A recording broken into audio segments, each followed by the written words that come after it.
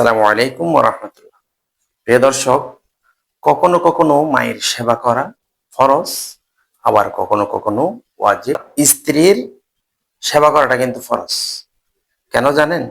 মায়ের সেবা করার জন্য তার অন্য কোনো সন্তানাদি থাকতে পারে। বাড়িতে আপনজন যে কেউ থাকতে পারে। কিন্তু আপনার স্ত্রীর জন্য আপনার বাড়িতে তার আপন বলতে আর কেউ নেই। আপনার এজন্যই তাকে সেবা করাটা ফরজ। কেউ ভুল বুঝবেন না। বিষয়টি চিন্তা করে দেখেন। পরিবারের মধ্যে মায়ের অনেক সন্তান থাকে যারা তাকে সেবা করতে পারে।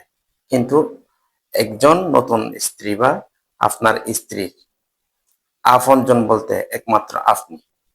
আপনি ছাড়া কেউ নেই। সেজন্য তাকে আপনার সেবা করাটা ফরজ।